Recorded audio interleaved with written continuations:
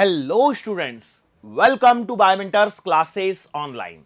Today we are going to discuss the next topic in our chapter electromagnetic induction. और आज का जो topic जहां से हम स्टार्ट कर रहे हैं वो है आपका लेंज लॉ। लेकिन लेंज लॉ को डिस्कस करने से पहले एक बार जरा रिकॉल कर लीजिए, हम लोग फैराडेज लॉ के बारे में पढ़ चुके हैं। फैराडे का फर्स्ट लॉ हम लोगों ने सीखा है और वो क्या सीखा है कि जब कभी भी किसी कॉइल से एसोसिएटेड फ्लक्स, मैग्नेटिक फ्लक्स जब चेंज होता है तो उस कॉइल में एक ईएमएफ इंड्यूस होता है। ये आपका फैराडेज फर्स्ट लॉ है। और दूसरा जो लॉ है उसमें क्या बोला गया है, जो rate of change of flux है उसके प्रोपोर्शनल होता है कौन, जो इंड्यूस्ड ईएमएफ है। Induced EMF will be directly proportional to the rate of change of flux. ये आपका फैराडेज सेकंड लॉ है। इसमें कोई डायरेक्शन वगैरह से रिलेटेड कोई भी बात नहीं की गई है, ठीक है। इसके आगे चलने पर हमारे पास में आज जो टॉपिक पे हम लोग स्टार्ट डिस्कस करेंगे वो है लेंज लॉ। लेकिन लेंज लॉ में और थोड़ा सा एक पॉइंट और, फैराडेज लॉ में हम लोग देख चुके थे फ्लक्स को किस प्रकार से चेंज करना था, ये भी सारी चीजें हम लोग देख के आए थे।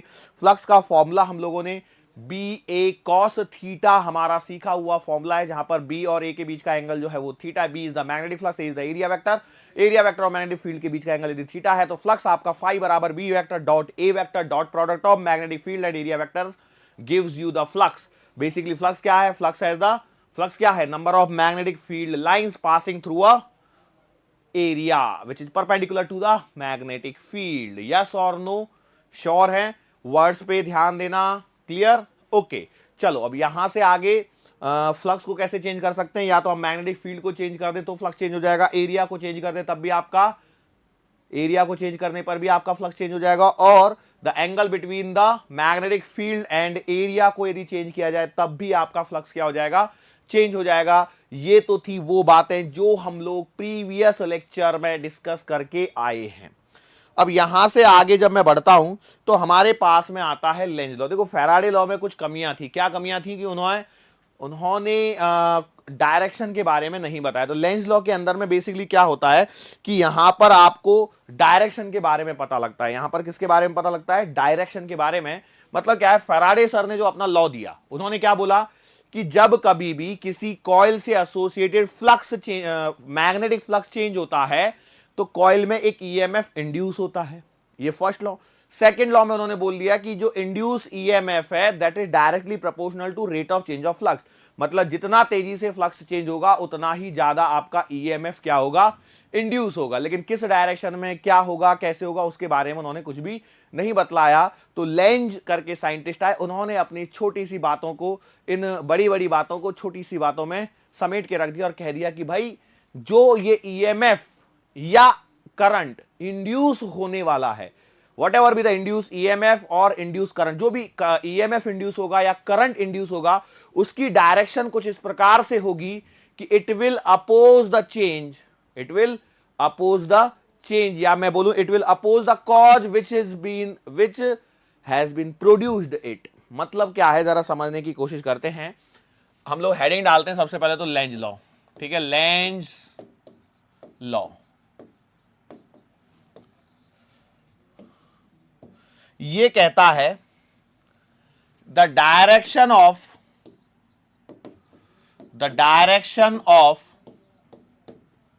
इंड्यूस्ड ईएमएफ और करंट। देखो अब ये इंड्यूस्ड ईएमएफ हो सकता है या इंड्यूस्ड करंट हो सकता है, will be in such a manner that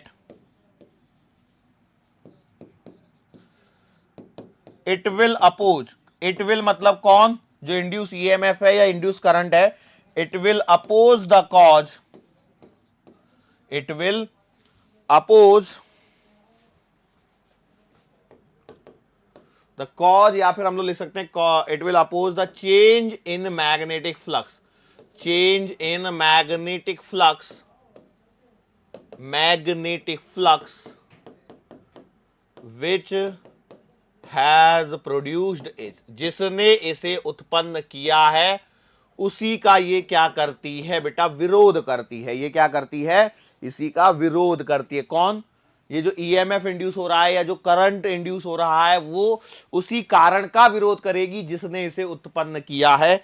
ये है यहां पर, मतलब हम लोग लेंज लॉ के पश्चात ई का जो फॉर्मूला लिखने लग जाएंगे वो लिखने लग जाएंगे minus D phi by D t. E बराबर क्या हो जाएगा, minus D phi by D t हो जाएगा। ये जो माइनस साइन है basically it is indicating that कि भैया इंड्यूस ईएमएफ की जो डायरेक्शन है वो कुछ इस प्रकार से होगी कि ये मैग्नेटिक फ्लक्स में चेंज का अपोज करेगी। इंड्यूस ईएमएफ की डायरेक्शन कुछ इस प्रकार से होगी कि ये मैग्नेटिक फ्लक्स में होने वाले चेंज का क्या करेगी, अपोज करेगी। क्लियर है, सिंपल सी डेफिनेशन है, कोई दिक्कत वाली बात नहीं होनी चाहिए। अब इस लेंज लॉ को यदि हम लोगों को समझना है तो इसको समझने के लिए हमारे पास में है फैराडे सर के कुछ एक्सपेरिमेंट। फैराडे सर के कुछ एक्सपेरिमेंट हैं जिनको हम लोगों को यहां पर देखना है। सबसे पहले मेरे पास में मान के चलो ये एक कॉइल है, ठीक है, और यहां पर मेरे पास में एक बार मैग्नेट है जिसका ये नॉर्थ पोल और ये साउथ पोल है, ठीक है। अब देखो इस मैग्नेट से एसोसिएटेड कुछ ना कुछ फ्लक्स यहां पर होगा या नहीं होगा। भाई इस मैग्नेट में से कुछ मैग्नेटिक फील्ड लाइन निकलेंगी, ये ऐसे बोलो निकलेंगी या नहीं निकलेंगी, आपने बोला सही बात है। अब ये तो इस कॉइल में से भी पास हो रही होंगी। अब यदि मैं इस मैग्नेट को मोशन में ला देता हूं, मान के चलो कि if magnet is in motion, यदि आपकी ये जो चुंबक है वो चलने लग जाए तो क्या होगा, इस कॉइल में से, देखो ध्यान रखना हम लोग किसकी बात कर रहे हैं, कंडक्टिंग कॉइल की बात कर रहे हैं या कंडक्टिंग लूप की बात कर रहे हैं।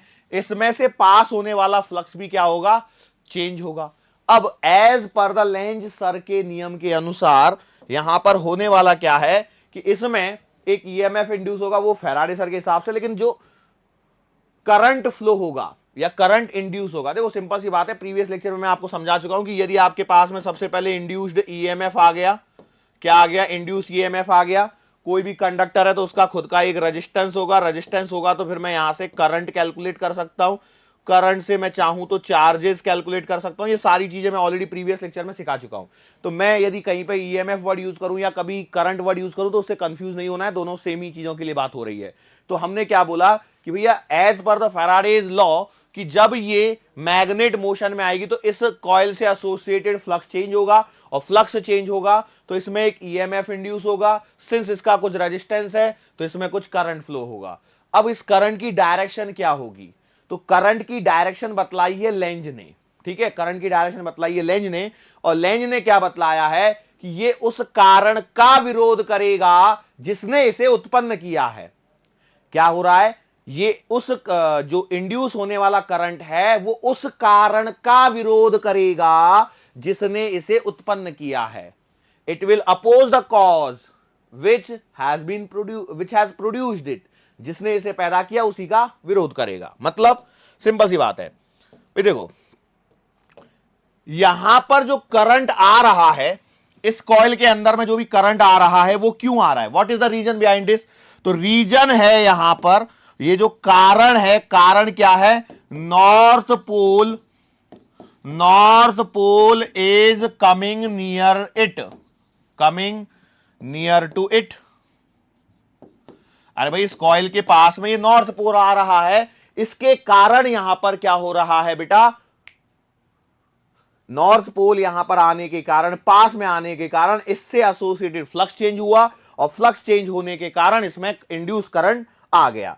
तो अब इसको इस कारण का क्या करना है, विरोध करना है। तो विरोध कैसे जताएगा, विरोध कैसे करेगा, हाउ विल इट अपोज। तो भैया विरोध कुछ इस प्रकार से होगा कि ये यदि नॉर्थ पोल की तरह बिहेव करने लग जाए तो नॉर्थ नॉर्थ रिपल्शन हो जाएगा, और नॉर्थ नॉर्थ रिपल्शन होते ही, भाई देखो कारण का विरोध करना तो नॉर्थ नॉर्थ पोल। अब यदि नॉर्थ नॉर्थ पोल की यदि मैं बात करता हूं तो देखो आप इसे ऐसे बना सकते हो, मतलब इस समय इसमें करंट की डायरेक्शन कुछ इस प्रकार से होगी। क्या ये पॉइंट समझ में आया। तो नॉर्थ पोल को आप पास में लेके जा रहे हो तो इस कॉइल के ये साइड में देखो, जिस साइड से हम देख रहे हैं उस साइड में नॉर्थ पोल है, और यदि इस साइड से नॉर्थ है तो उस साइड से देखने पर क्या होगा, साउथ होगा। भाई जाहिर सी बात है, यदि इस मैग्नेट को मैं इधर से देख रहा हूं तो मेरे को साउथ पोल दिख रहा है, तो उसकी वो साइड कौन सी पोल है, नॉर्थ पोल है। कॉमन सेंस है ना। सर वो तो बेच दिया, क्यों, सर नीट का फॉर्म भी तो भरना था। हाँ चलो ठीक है, कोई बात नहीं, जोक सपाट। अब इस मैग्नेट को मैं पास लेके आया तो ऐसा हुआ। मान के चलो कहानी को सेम आगे बढ़ाते हैं हम लोग। ये आपकी वो कॉइल और ये आपका वो magnet, north pole south pole, ठीक है, ये पास आ गई थी। अब हम लोग इसे क्या लेके जा रहे हैं, इस डायरेक्शन में इसकी मोशन है, ठीक है, मतलब इसको दूर लेके जा रहे हैं, तो भी इसमें एक करंट इंड्यूस होगा। अब क्या होगा, करंट इंड्यूस होने का कारण देखो क्या है, रीजन क्या है, पहले रीजन को आइडेंटिफाई करो। तो रीजन है north pole, north pole is moving away, north pole is moving away from the coil, north pole is moving away from the coil, ये इसका बेटा कारण है। तो इस कारण का विरोध करना है। कारण क्या है कि नॉर्थ पोल इस कंडक्टिंग कॉइल से दूर जा रहा है, दैट इज द कारण, जिसके कारण यहां पर ईएमएफ इंड्यूस हुआ है, जिसके कारण यहां पर एक करंट इंड्यूस हुआ है।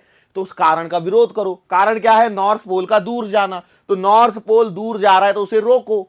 अब रोकोगे कैसे, तो रोकने का तरीका सिंपल है कि आप क्या करो, इसमें एक अट्रैक्शन प्रोवाइड करवाओ, और अट्रैक्शन होगा मतलब ये साउथ पोल की तरह बिहेव करेगा, तब इसमें करंट की डायरेक्शन कुछ इस प्रकार से आएगी। बोलो आई क्या समझ में? सिंपल सिंपल सी चीजें हैं, कोई ज्यादा हाई फड्डू चीजें नहीं है। श्योर है? अब ऐसे ही मैग्नेट को उल्टा घुमा लो भाई। अब आपको बताना है, ठीक है, कौन सा पोल किसकी तरह बिहेव करेगा। मैंने दो समझा दिए हैं, अब मैं इसमें कर रहा हूं, ठीक है। चलो, ये साउथ पोल, ये नॉर्थ पोल, और मोशन बेटा इस डायरेक्शन में। फटाफट आइडेंटिफाई करके सब काम बताओ फटाफट। इसमें ईएमएफ इंड्यूस होने का रीजन बताओ। सबसे पहले रीजन है south pole, south pole is coming, south pole is coming near to magnet, near to magnet. चुंबक के पास में कौन आ रहा है, साउथ पोल आ रहा है। तो आपको क्या करना है बेटा, इसका विरोध करना है, विरोध करना है। साउथ पोल पास में आ रहा है, उसका विरोध करना है, मतलब आपको साउथ पोल बनना पड़ेगा, और साउथ पोल बनना पड़ेगा। तो इस तरह से करंट की डायरेक्शन यहां पर आएगी। बोलो सही है क्या? अरे श्योर है ना? अब ऐसे नहीं समझ रहा है तो अब देखो, ये साउथ पोल को ऐसे बना के भी देख लो, करंट की डायरेक्शन क्लॉकवाइज एंटी क्लॉकवाइज कैसे आ रही है। So current will be in clockwise manner. चलो लास्ट वाला और निपटा दो, खत्म करो कहानी को। ये आपके पास में कॉइल है और ये आपका मैग्नेट है, साउथ पोल नॉर्थ पोल, ये इधर जा रही है, this is the direction of motion. बोलो इसमें जो इंड्यूस ईएमएफ आएगा या करंट आएगा वो कहां आएगा, कैसे आएगा? तो मैंने बोला सबसे पहले तो कारण की खोज करो। तो कारण क्या है? कारण है आपका south pole is moving away, south pole is moving away from magnet, south pole is moving away from magnet, magnet बोल रहा हूं, मूविंग अवे फ्रॉम कॉइल। तो यदि साउथ पोल इससे दूर भाग रहा है तो आपको क्या करना है, उस कारण का विरोध करना है। तो कारण का विरोध कैसे करोगे? इसको दूर भागने से रोक के। तो दूर इसको भागने से कब रोक सकते हो? जब यदि आप खुद नॉर्थ पोल की तरह एक्ट करो। तो नॉर्थ पोल मतलब ये बोलो करंट की डायरेक्शन क्या हो जाएगी? The direction of current will be anti clockwise. बोलो सही है क्या? Anti clockwise. यहां पर डायरेक्शन कैसी आ रही थी? क्लॉकवाइज आ रही थी। ऐसे पिछले दोनों में भी आपको निकाल लेनी चाहिए। यस और नो? क्या इस पॉइंट में किसी को परेशानी होगी? बिल्कुल परेशानी नहीं होनी चाहिए। इसको फटाफट से हम लोग आगे देखते हैं। चीजों को मैं समझा देता हूं थोड़ा सा, 3D रिप्रेजेंटेशन। बोलो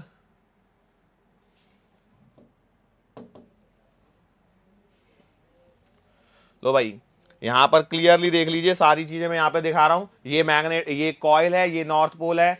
अब ये आ रहा है तो ये नॉर्थ की तरह बिहेव करेगा। इसमें इंड्यूस डायरेक्शन की करंट जो ये इंड्यूस हुआ है उसकी डायरेक्शन को चेक कीजिए, क्यों इसको विरोध करना है, अपोज करना है। अब मान के चलो यदि ये दूर जा रही है तो देखो सिचुएशन कैसे चेंज हो गई, उसने साउथ पोल की तरह बिहेव करना चालू कर दिया। अगली बार में मैंने पोल्स बदल दिए, पोल्स बदल के साउथ पोल कर दिया इधर में। अब ये साउथ पोल इसके पास में आ रहा है, साउथ पोल इसके पास में आ रहा है, मतलब इसके कारण का विरोध करना है। यदि विरोध करना है तो इसको खुद को साउथ पोल बनना पड़ेगा, तभी तो साउथ से साउथ का रिपल्शन होगा और विरोध होगा। यस और नो? तो ये आपके पास में डायरेक्शन ऑफ करंट फ्लो हो गई। और यदि मैं बात करूं साउथ पोल इससे दूर जाता है वापस से, तो क्या होगा, उस कारण का विरोध करना है तो साउथ को दूर जाने से रोकना है तो इसको नॉर्थ बनना पड़ेगा इस साइड में, तो इस साइड में नॉर्थ है तो पीछे साउथ है, ठीक है। तो that is the direction of the current flow. बोलो समझ में आ रहा है क्या? एकदम सिंपल सिंपल सी आसान आसान सी चीजें थी, कोई ज्यादा डिफिकल्टी नहीं थी।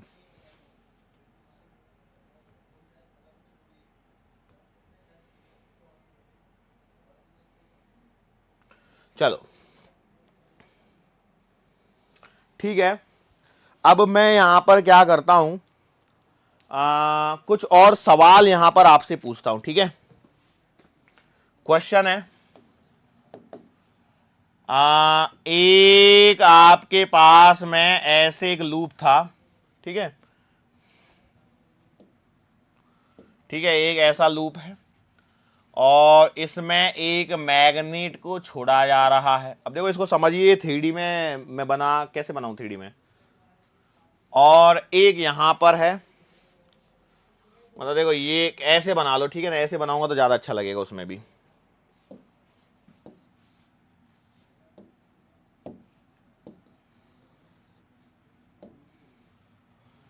ये ऐसे बना दिया, लेकिन इसको है ना कट कर दिया यहां पे, ठीक है, इसका थोड़ा सा टुकड़ा कट कर दिया है, और यहां पर भी एक मैग्नेट है, ये नॉर्थ पोल है, ये साउथ पोल है, ठीक है। अब हो क्या रहा है, सवाल सुनिए, दोनों को रिलीज किया गया है सेम हाइट से, सवाल को सुन लीजिए, दोनों को रिलीज किया गया है सेम हाइट से, और मान के चलो ये यहां पर नीचे कहीं तो भी इन्हें पहुंचना है, ये ग्राउंड बना दिया, यहां से लेकर के यहां तक पहुंचने का टाइम t1 है, यहां से यहां तक पहुंचने का टाइम t2 है। कॉन्सेप्चुअल सवाल है, इसमें कुछ नहीं करना है, ठीक है। एक्चुअल सवाल तो कुछ और ही था, इस साल इस सेशन में मैंने सवाल को थोड़ा सा बदल दिया। सवाल हर साल यही होता है, थोड़ा सा लॉजिक वॉजिक तो वही है, सब कुछ सेम है। लास्ट ईयर जब मैंने पढ़ाया होगा तब मैंने इस डायग्राम को अलग से एक्सप्लेन किया होगा, इसको अलग से एक्सप्लेन किया होगा, या हो सकता है सिर्फ इसी को एक्सप्लेन किया हो। कॉन्सेप्ट वही रहने वाला है, बस कॉन्सेप्ट के ऊपर सवाल बस बदल दिया है, बाकी कुछ भी नहीं है चेंज, ठीक है। मैंने बोला इसमें लगने वाला टाइम t1 है, इसमें लगने वाला टाइम t2 है, तो बताना है आपको कि कौन सा टाइम ज्यादा होगा, ये सवाल पूछ सकता हूं। अब ओरिजिनल सवाल सुन लीजिए, होता क्या, ओरिजिनल सवाल ये पूछा जाता है कि मान के चलो जब ये नीचे गिर रही है तो ग्रेविटी है यहां पर प्रेजेंट, तो इसका एक्सेलरेशन ए क्या होगा, ये सवाल होते हैं, इसका एक्सेलरेशन क्या होगा, ये सवाल होते हैं। मतलब यहां सवाल पूछ लिया जाता है ए लेस देन जी होगा, ए ग्रेटर देन जी होगा, ए इक्वल्स टू जी होगा, ये तीन ऑप्शन होते हैं दोनों सवालों के लिए, यही तीन ऑप्शन है। बाकी टाइम वाला जो सवाल है आप इसके बेसिस पर कर सकते हो। कैसे? काइनेमेटिक्स आपने पढ़ी है, यदि आपको ये समझ में आ गया ए लेस देन आएगा, ग्रेटर देन आएगा, या इक्वल टू आएगा, तो अब आप जानते हैं क्या होता है, टी बराबर under the root of 2h upon g का कॉन्सेप्ट लगा सकते हो। एच हाइट से गिरा रहे हैं हम लोग, जी क्या है, इफेक्टिव एक्सेलरेशन, तो जी की जगह ए आ जाएगा, बस उतना ही फर्क है, उससे ज्यादा कुछ नहीं है। तो सवाल का कॉन्सेप्ट मैं आपको पकड़ा चुका हूं, अब बस आप इसको पकड़िए और सॉल्व करने की कोशिश कीजिए। क्या होगा, कॉमन सेंस लगाइए और सोचिए, ठीक है। चलो हम लोग इस वाले सवाल से चालू करते हैं। क्या हो रहा है यहां पर जरा देखिए, एक मैग्नेट को गिराया जा रहा है, ओके। जब इस मैग्नेट को रिलीज किया गया तो क्या होगा बताओ, it will fall under gravity, gravity के प्रभाव में, गुरुत्वाकर्षण के प्रभाव में ये नीचे गिरेगी, और जब ये गुरुत्वाकर्षण के प्रभाव में नीचे गिरेगी तो इसका एक्सेलरेशन क्या होगा, जी होगा। कॉमन सेंस है, अरे बोलो कॉमन सेंस है कि नहीं है? यस।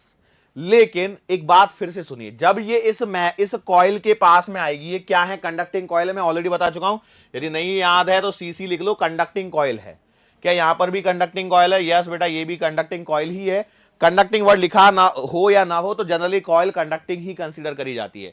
तो जब ये इसके पास में आएगी तो इसमें से पास होने वाला फ्लक्स क्या होगा, चेंज होगा। यदि इसमें से फ्लक्स चेंज होगा तो इसमें क्या होगा, एक ईएमएफ इंड्यूस होगा, ईएमएफ इंड्यूस होगा तो इसमें करंट भी क्या होगा, करंट भी इंड्यूस होगा, और करंट इंड्यूस होगा तो उसकी डायरेक्शन कैसे होगी, तो उसकी डायरेक्शन कुछ इस प्रकार से होगी, as per the Lenz law, कि वो उस कारण का विरोध करेगी जिसने इसे प्रोड्यूस किया है। कॉन्सेप्ट समझ में आ गया? तो देखो जाहिर सी बात है, आज पढ़ा रहा हूं तो मतलब ये सारी चीजें आज के ही कॉन्सेप्ट से रिलेटेड हैं, यस और नो। चलो हम लोग अपना आगे बढ़ते हैं और मैं आपको इन चीजों को दिखा देता हूं कैसे क्या हो रहा है। खुल जा सिम से, यस, ठीक है। देखो अब मैंने यहां पर पहले इस वाले को दिखाया है ना, जिसमें लूप क्या है, इनकम्प्लीटेड है। तो कॉन्सेप्ट समझ में आ गया होगा। देखो क्या होगा, जब यदि आप यहां पर एक मैग्नेट को ऐसे गिराओगे इस कंडक्टिंग लूप में से, तो होगा क्या, वो सीधा सीधा गिर जाएगी, सीधा सीधा गिर जाएगी। उसका acceleration will be equals to g. क्यों हुआ है, क्या आप इसको आइडेंटिफाई कर सकते हो? तो इसका रीजन समझिए। यहां पर क्या होगा, ईएमएफ तो इंड्यूस हो जाएगा आप बोल दोगे, लेकिन यहां पर कोई करंट इंड्यूस नहीं होगा। और जब तक करंट इंड्यूस नहीं होगा तब तक आपका यहां पर नॉर्थ पोल साउथ पोल जो बनता था वो बनेगा ही नहीं। पॉइंट को ध्यान से समझिए। आगे चल के हम लोग आज मोशनल ईएमआई पे पहुंच चुके होंगे, तो वहां पर हम लोग बताएंगे कि एक कंडक्टर को जब मैग्नेटिक फील्ड में चलाया जाता है तो उसमें ईएमएफ इंड्यूस होता है। वो सारी चीजें आज ही सीखेंगे मोस्ट प्रोबेबली। हम लोग लूप को भी चलवा के दिखाएंगे मैग्नेटिक फील्ड में, लेकिन उससे पहले इस कॉन्सेप्ट को पकड़ी। कॉन्सेप्ट ये कह रहा है कि यदि मैं यहां से मैग्नेट को ड्रॉप करूंगा तो भैया यहां पर फ्लक्स तो चेंज होगा इससे एसोसिएटेड, और साथ में ईएमएफ इंड्यूस होगा। वो बात सही है, लेकिन क्या ये लूप कंप्लीटेड है? लूप कंप्लीट नहीं होने के कारण इसमें कोई इंड्यूस करंट नहीं आएगा। करंट तब तभी पॉसिबल है जब लूप आपका कंप्लीटेड हो। करंट इलेक्ट्रिसिटी पे पढ़ के आए, लूप कंप्लीट होना चाहिए तभी करंट कंसीडर किया जाता है, अदरवाइज नॉट। तो यहां पर करंट इंड्यूस होगा नहीं, और करंट इंड्यूस होगा नहीं तो उस करंट के कारण एक मैग्नेटिक फील्ड नहीं आएगा। मैग्नेटिक फील्ड नहीं आएगा तो ये उस कारण का विरोध नहीं कर पाएगा जिसने इसे प्रोड्यूस किया है। तो मतलब ये मैग्नेट जो है वो सीधी सीधी बिकॉज ऑफ ग्रेविटी सीधी सीधी नीचे गिर जाएगी। लेकिन यदि मैं इस लूप को क्या कर देता हूं, लूप को यदि मैं कंप्लीट कर देता हूं, मान के चलो इस आधे से लूप के बजाय मैं इस लूप को पूरा कंप्लीट कर देता हूं, तो जब ये मैग्नेट गिरेगी तो क्या होगा, ये ग्रेविटेशनल फोर्स के कारण तो नीचे गिरेगी रिलीज करने के पश्चात, लेकिन जब ये नीचे गिरेगी तो यहां पर एक मैग्नेटिक फोर्स लगने लगेगा, क्योंकि इससे एसोसिएटेड फ्लक्स क्या होगा, यहां पर इससे एसोसिएटेड फ्लक्स चेंज होगा। फ्लक्स चेंज होगा तो ये वाला हिस्सा नॉर्थ पोल की तरह बिहेव करेगा, अभी हम लोगों ने लेंज लॉ में सीखा है। और ऐसा होने के कारण इसकी जो गिरने की स्पीड है वो क्या हो जाएगी, कम हो जाएगी। इसके गिरने की स्पीड क्या हो जाएगी, कम हो जाएगी, और इसके कारण इसका जो एक्सेलरेशन है वो लेस देन जी आएगा। इसका एक्सेलरेशन लेस देन जी आएगा। मैं उम्मीद करता हूं आपको ये छोटा सा पॉइंट आपको समझ में आया होगा, यस और नो। ऐसे ही सिमिलर में आपके पास में कुछ और कॉन्सेप्ट की हम लोग बात करते हैं, और ये है आपके पास में, मान के चलो एक नॉन कंडक्टर और एक कंडक्टर लूप है हमारे पास में, या पूरा ट्यूब है। मान चलो एक सिंगल लूप है, सिंगल लूप से हम लोग क्या कर देते हैं, पूरा का पूरा एक ट्यूब बना देते हैं। एक बना देते हैं नॉन कंडक्टिव लूप ट्यूब, और एक बना देते हैं कंडक्टिंग ट्यूब। और फिर से हमारे पास में वही दो मैग्नेट हैं, और इन दो मैग्नेट को हम लोग क्या कर देते हैं, इन दोनों में छोड़ देते हैं एट टी बराबर 0 पर। सेम टाइम पर हम लोगों ने क्या कर दिया, रिलीज कर दिया। तो जब ऐसा होगा तो ये जो नॉन कंडक्टर वाली जो है वो पहले बाहर निकलेगी, लेकिन जो कंडक्टर में जिस ट्यूब को डाला गया है वो लेट बाहर निकलेगी। उसका कारण आप समझ सकते हैं भैया, जब ऊपर से आप डालोगे मैग्नेट को, ऊपर से जैसे आप मैग्नेट को छोड़ोगे, देखो कितनी देर पश्चात ये आके नीचे गिरी है, टाइम लगा कि नहीं लगा। तो उसका रीजन समझ लीजिए क्या होगा, फिर से वही कॉन्सेप्ट लगेगा, बस ये है कि ये रिपीटेटिव होगा। क्या होगा, रिपीटेटिव, मतलब एक सिंगल कॉइल के लिए जो आप कर रहे थे वही चीज बार बार बार बार बार बार होगी, यस और नो, श्योर है। सो इसके कारण यहां पर ये काफी धीमी धीमी रफ्तार से नीचे आके गिरेगी। क्या ये छोटे छोटे से कॉन्सेप्ट समझ में आए? इससे रिलेटेड अब चाहे जैसे सवाल बनवा सकता है, इससे रिलेटेड चाहे जैसे सवाल बनवा सकता है एग्जामिनर, वो एग्जामिनर के मन के ऊपर है, ठीक है, श्योर। चलो एक सवाल और मैं आपको बनवा देता हूं।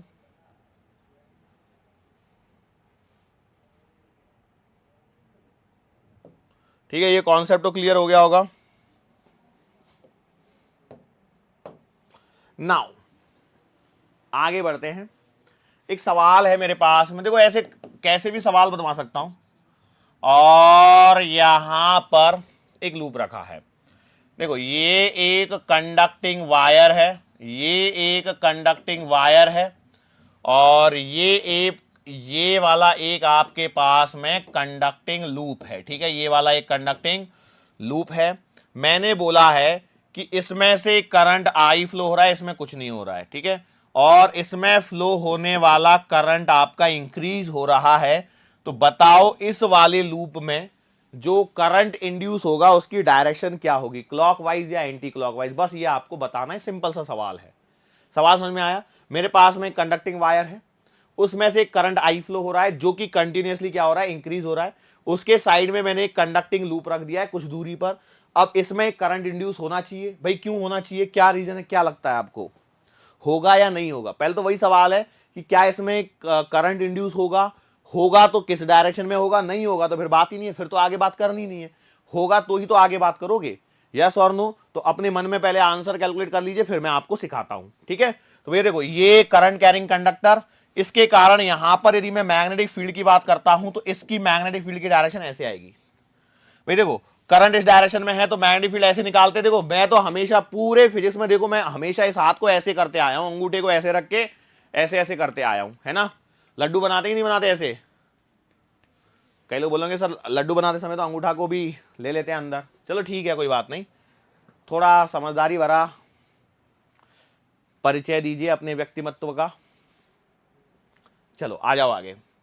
तो इस डायरेक्शन में मैग्नेटिक फील्ड है, मतलब यहां पर क्या हो रहा है, एक्चुअल में देखा जाए तो इस इंक्रीजिंग करंट के कारण यहां पर जो मैग्नेटिक फील्ड है वो अंदर की डायरेक्शन में क्या हो रहा है, इंक्रीज हो रहा है। तो अब यहां पर जो इंड्यूस ईएमएफ होगा या इंड्यूस करंट की डायरेक्शन होगी वो कैसे होनी चाहिए? इंड्यूस करंट का फंडा क्या है? व्हाट इज द फंडा ऑफ इंड्यूस करंट? उस कारण का विरोध करो, उस कारण का विरोध करो जिसने इसे प्रोड्यूस किया है, जिसने इसे प्रोड्यूस किया है। बात समझ में आ रही है? यही लेंज लॉ है या नहीं? तो भाई सिंपल सी बात है। अब यहां आ जाओ थोड़ा सा और देखो क्या हो रहा है। तो आप सोचो, यदि मैं इस डायरेक्शन में मैग्नेटिक, इस डायरेक्शन में यदि मान के चलो मेरा करंट इंड्यूस होता है, मैंने ले लिया ये कौन सी है, एंटी क्लॉकवाइज। तो बेटा आपका इस इंड्यूस करंट के कारण जो मैग्नेटिक फील्ड आएगा क्या वो इस डायरेक्शन में आ जाएगा? डॉट लिख के नीचे बता दूं, ठीक है? इस डायरेक्शन में करंट आएगा तो यही एक करंट, यही पॉसिबल है कि अब ये इसका विरोध कर रहा है। तो भाई सिंपल हो गया, आंसर आ गया मेरा एंटी क्लॉकवाइज। अब कई लोग सोचेंगे मैंने एंटी क्लॉकवाइज ही पहले क्यों सोचा? ऐसे देखो क्या है, मैं क्लॉकवाइज भी सोच सकता था, फिर क्लॉकवाइज से देखता। मतलब यदि मान के चलो पहले मैंने ऐसा सोचा होता था, ठीक है, ऐसा था, मैंने इसमें इसमें पहला मैग्नेटिक फील्ड तो ऐसी था, मान के चलो मैंने थोड़ी देर के लिए सोच लिया कि क्लॉकवाइज करंट हो रहा है। तो क्लॉकवाइज करंट होने के कारण देखो इसके कारण मैग्नेटिक फील्ड किधर आएगा, इसके कारण भी मैग्नेटिक फील्ड अंदर हो गया, तो ये तो मैग्नेटिक फील्ड बढ़ गया। लेकिन आपको तो उस कारण का विरोध करना था ना, तो इसका मतलब क्लॉकवाइज आंसर नहीं हो सकता, और क्लॉकवाइज नहीं हो सकता तो एंटी क्लॉकवाइज होना ही चाहिए। तो इस लॉजिक पे आप सिंपल सी चीजें कर सकते थे। क्लियर है? बोलो श्योर है कि नहीं है? भाई सिंपल सिंपल सवाल है, कोई ज्यादा डिफिकल्ट सवाल नहीं है। कई लोग बोलते होंगे सर बोल तो देते हो सिंपल सिंपल से सवाल है, लेकिन यहां हमसे पूछो, हमारी तो जान निकली जा रही है इन सवालों को देख देख के, है ना? Yes, okay. चलो अगले पॉइंट पर हम लोग बात करते हैं, प्रूफ ऑफ E बराबर d phi by D t. E बराबर d phi by D T का प्रूफ जरा हम लोग देखने की कोशिश करते हैं, किस प्रकार से हमारे पास में ये चीजें आती हैं, ठीक है? अब मैं बेसिकली बोलूं तो E बराबर minus D phi by D T का ही प्रूफ चाहिए हम लोगों को, लेकिन हम लोग पहले उतना तो देखें, वो दोनों साथ में निकल आएंगे, कोई डरने वाली बात नहीं है। मान के चलो यहां पर आपके पास में एक मैग्नेटिक फील्ड है, एक क्या है, मैग्नेटिक फील्ड यहां पर प्रेजेंट है, ठीक है? और इस मैग्नेटिक फील्ड के अंदर एक काम करते हैं, इस मैग्नेटिक फील्ड को तो बाद में थोड़ा सा इधर से ले लेते हैं, ठीक है? बहुत हो गया। लो भाई यहां पर भी मैग्नेटिक फील्ड प्रेजेंट है, ठीक है? अब इसके अंदर में हमारे पास में क्या हो रहा है, एक लूप है,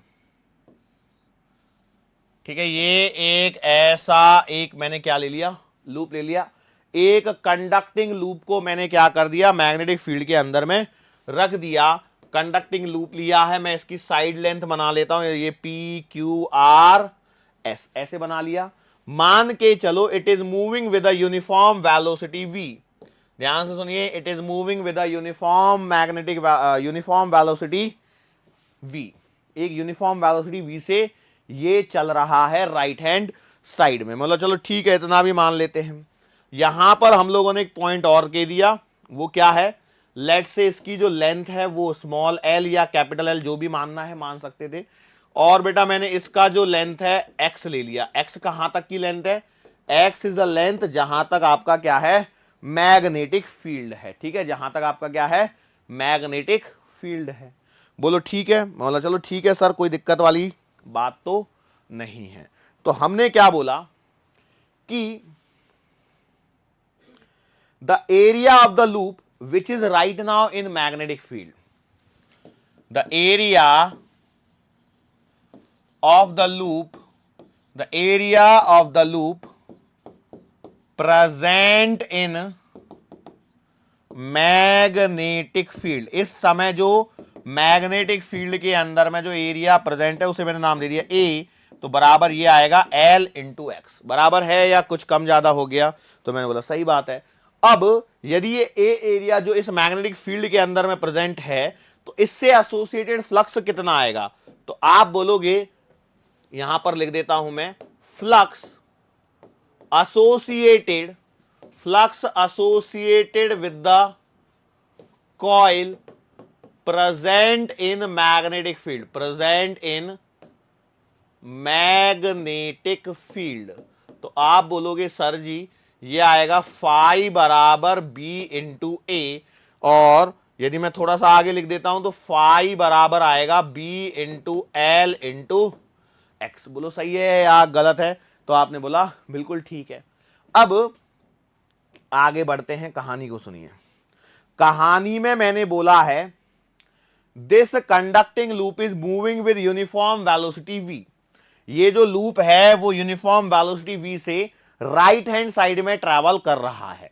तो यदि ये राइट हैंड साइड में ट्रैवल कर रहा है तो इससे एसोसिएट, देखो पहले इसमें से ज्यादा फ्लक्स पास हो रहा होगा, धीरे धीरे यदि ये इधर बढ़ेगा, चेंज होगा, मतलब there will be change in flux with respect to time, होगा या नहीं होगा, मैं बोला बिल्कुल सही बात है। यदि, तो यहां पर देखिए, since there is a change in flux, since there is change in flux with respect to time, so मैंने क्या कर दिया भैया, चेंज इन फ्लक्स कैसे लिखूं, how to write the change in flux, भाई चेंज इन फ्लक्स ही तो लिखना है ना मेरे को, चेंज इन फ्लक्स, तो मैंने लिख दिया D phi by D T, मतलब मैंने डिफरेंशिएशन ले लिया दोनों साइड में, तो मैंने यहां लिख दिया D by D T of B into L into X. बोलो यस और नो, मेरे को चेंज चाहिए था, चेंज का मतलब ये नहीं पता लगा मेरे को छुट्टे चाहिए थे, नहीं नहीं, मेरे को चेंज चाहिए था, तो मैंने इसको ऐसे लिख दिया। ओके, अब जरा यहां पर देखो, इसमें चेंज होने वाला पैरामीटर है कौन सा, तो आप देखेंगे B is the magnetic field, तो वो तो uniform magnetic field as it is है मेरे पास, यूनिफॉर्म मैग्नेटिक फील्ड आपके पास में एज इट इज है जो बी है। एल इज दिस साइड, क्या ये एल चेंज होगी कभी, नहीं, एल भी चेंज नहीं होगी, तो एल भी क्या है, ये भी कांस्टेंट है आपका। क्या ये एक्स चेंज होगा, यस बेटा एक्स चेंज हो सकता है, मतलब मैं लिख सकता हूं कि it implies d phi by D t बराबर B into L into D x by D t. बोलो सही है क्या, yes. D x by D T का मतलब समझाइए मुझे, क्या है इस d x by D T का मतलब, d x by D T का मतलब है x is the distance and t is the time, तो rate of change of distance. तो यहां पर देखिए d x by D T का मतलब ऐसा नहीं है क्या, जितना ये एक्स चेंज हो रहा है, क्या ये एक्स का चेंज इस v से रिलेटेड है, क्योंकि मैंने क्या बोला, this loop is moving with uniform velocity v, किसी इंस्टेंट पे जब देखा तो उस समय एक्स डिस्टेंस यहां पर थी, तो D x by D T क्या v के बराबर आएगा, तो आपने बोला सर लग तो कुछ ऐसा ही रहा है, और यदि लग कुछ ऐसा रहा है तो मैं कह सकता हूं कि भैया D phi by D T will be equals to B into L into V. ये आ गया है आपका क्या, change in flux B L V. लेकिन मेरा तो काम नहीं बना, क्या मेरा काम बना है, यस और नो, तो आपने बोला बिल्कुल नहीं बना। ओके, नहीं बना तो फिर क्या करें, कुछ और करते हैं, भाई कुछ तो करना पड़ेगा ना, यदि मुझे इसको कैलकुलेशन को निकालना है। तो मैंने बोला ठीक है। अब हम लोग सिर्फ एक बात कर सकते हैं, वो ये है कि यहां पर जब ये कॉइल मूव कर रही है, जब ये कॉइल मूव कर रही है, तो यहां पर फ्लक्स चेंज हो रहा है। The magnetic flux associated with the coil is also changing. यदि फ्लक्स चेंज हो रहा है तो इसमें एक ईएमएफ इंड्यूस हो रहा है। यस और नो? आपने बोला सही बात है, ईएमएफ इंड्यूस हो रहा है, मतलब इसमें करंट भी इंड्यूस हो रहा है। और करंट यदि इंड्यूस हो रहा है तो यहां पर बेसिक सी बात तो ये हो गई ना कि ये एक करंट कैरिंग कंडक्टर हो गया जो मैग्नेटिक फील्ड के अंदर में रखा है। हाँ, ये करंट जो है ये वो करंट है जो इंड्यूस हो रहा है, लेकिन कहानी तो कुछ कुछ वैसी हो गई। कैसी हो गई कि current carrying conductor is placed in a magnetic field. तो ऐसी स्थिति की यदि मैं चर्चा करता हूं तो जरा यहां पर देखिए, अब आप एक पॉइंट रिकॉल करिए। अब मैं नहीं जानता कि करंट किस डायरेक्शन में आएगा, क्या होगा। मान के चलो ऐसी सिचुएशन है, लेट्स से अज्यूम कि आपको नहीं मालूम करंट कौन सी डायरेक्शन में आएगा, लेकिन कुछ तो डायरेक्शन होगी ना, या तो क्लॉकवाइज या एंटी क्लॉकवाइज। भाई क्लॉकवाइज या एंटी क्लॉकवाइज। तो बेसिकली क्या है, वैसे मैं आपको बता दूं यहां पर आपके लिए डायरेक्शन आपको निकालनी थी, लेकिन मैं जानता हूं आप में से बहुत सारे लोग नहीं निकाल पाएंगे। सुनो, ये लूप जो है वो v वेलोसिटी से इधर जा रहा है, ठीक है, और मैग्नेटिक फील्ड अंदर है। तो भैया लूप है तो आप ऐसे लगाओगे हाथ को घुमा के, तो आप ऐसे लगाए, ठीक है, ओके। यदि ऐसा करंट है तो मैग्नेटिक फील्ड अंदर, और यदि ऐसा लिया तो बाहर। लेकिन अब आप सोचिए कहानी में क्या है कि आपका जो मैग्नेटिक फ्लक्स है वो धीरे धीरे कम हो रहा है, तो आपको तो उस कारण का विरोध करना है। मतलब आपको इसी डायरेक्शन में, अंदर की ही डायरेक्शन में मैग्नेटिक फील्ड चाहिए। तो अंदर की डायरेक्शन में मैग्नेटिक फील्ड तब आएगा जब आप हाथ को ऐसे घुमाओगे, अंगूठा अंदर आएगा, मतलब आपका करंट की डायरेक्शन ये हो गई।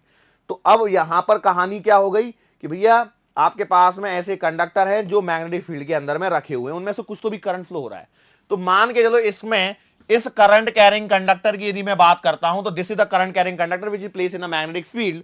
और यदि मैंने इसको रखा तो current carrying conductor place in a magnetic field, इस पर लगने वाला फोर्स याद कीजिए अपवर्ड डायरेक्शन में लगेगा। मैंने मान लिया ये है F1।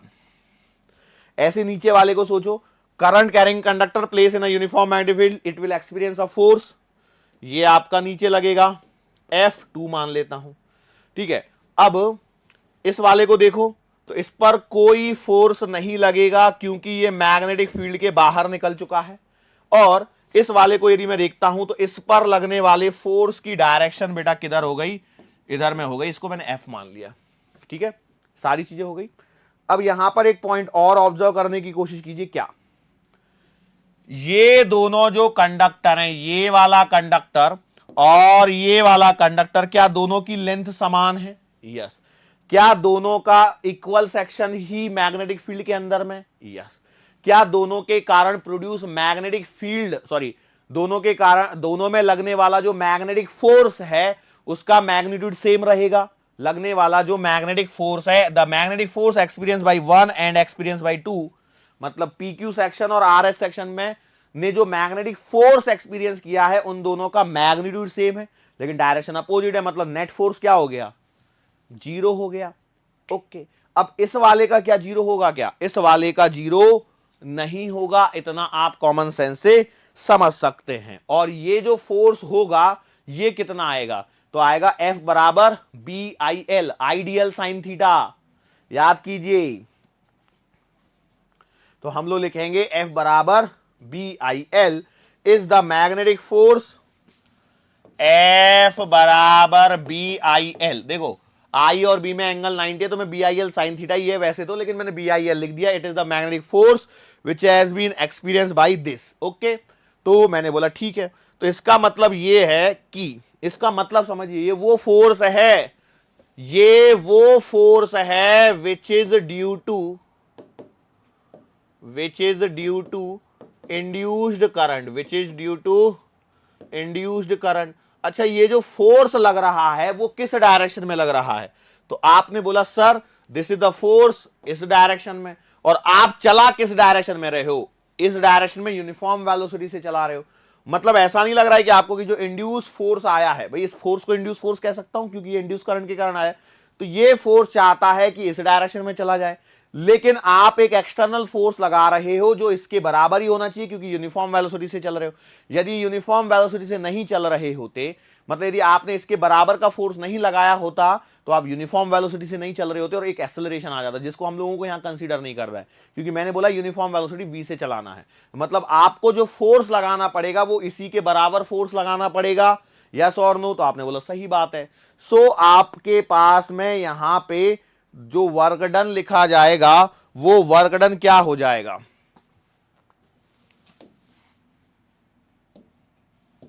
आप लिखोगे dw बराबर माइनस एफ डॉट dx। ऐसा क्यों? dx is that small displacement जिसकी मैं बात कर रहा हूं, उसमें ये f बराबर बी आई एल कॉन्स्टेंट मान सकते हो। सो dw बराबर माइनस का बी आई एल dx। बोलो समझ में आया क्या? तो आपने बोला सही है।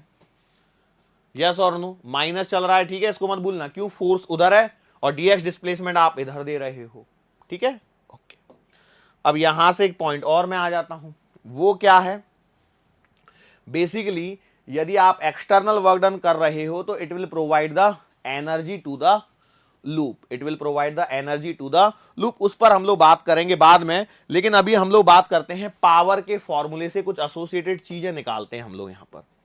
पावर क्या होती है? What is power? Power P बराबर होता है V इंटू आई। P बराबर क्या होता है? V इंटू आई होता है। अच्छा, पावर को लिखने का एक और तरीका होता है, यदि आप रिकॉल कर पा रहे हो, work done per unit time, तो dw बाई dt बराबर V इंटू आई। यस और नो? तो भैया यहां पर यदि आप देखते हो तो आप लिख सकते हो dw बराबर v into I into d t. बोलो सही है क्या? यहां पर ध्यान रखना, v क्या है? v की जगह एक काम कर लो, e ले लो, जिससे कंफ्यूजन नहीं हो। ईएमएफ के लिए ले लो e, नहीं तो पता लगा कई लोग है ना इस v से उस वाले v को ही काट देंगे, है ना। तो e into I into dl हो गया, ये dw e आई dt हो गया, और ये w minus B I L dx हो गया। क्या ये दोनों वर्क डन सेम ही होने चाहिए? तो मैंने बोला होने तो सेम चाहिए, तो दोनों को आमने सामने ले लो। तो minus B into I into L into D x बराबर E into I into d t. बोलो सही है? यहां पर कुछ कटने पिटने लायक दिख रहा है क्या आपको? तो ये आई I cancel, I I cancel, तो आपके पास में कुछ चीजें इस प्रकार से बच रही हैं। तो यदि मेरे पास चीजें बच रही हैं तो E बराबर, देखो E बराबर क्या बचेगा? माइनस का B into L into D x by D T. E बराबर क्या बच रहा है? यहां पर जरा गौर से देखिए, E बराबर बच रहा है माइनस का B into L into D x by D T. ये चीज कहीं देखी है क्या आपने अभी? देखो दिखवाता हूं आपको। D phi by D t is B L v, या d phi by D t is B L D x by D T.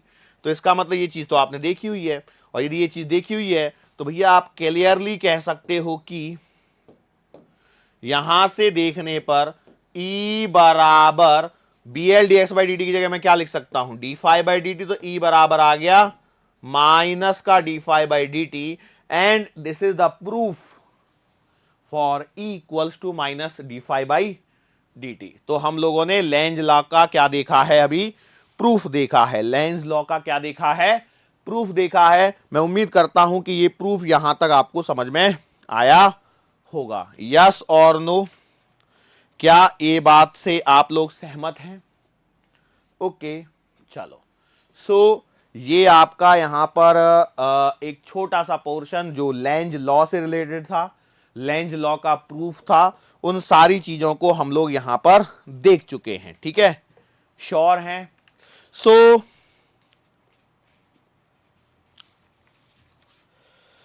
इसी के साथ में लेंज लॉ वगैरह हो गया तो मोशनल मैकेनिज्म ऑफ ईएमआई चालू हो जाएगा, ठीक है? तो एक काम करते हैं, नया टॉपिक अभी हम लोगों को शुरू करना है, that is the mechanism of EMI. तो उसे हम लोग चालू करते हैं आने वाले अगले लेक्चर में, ठीक है? सो आज के लिए बेटा बस इतना ही। मुलाकात होगी फिर से आने वाले अगले लेक्चर के दरमियान। सो तब तक के लिए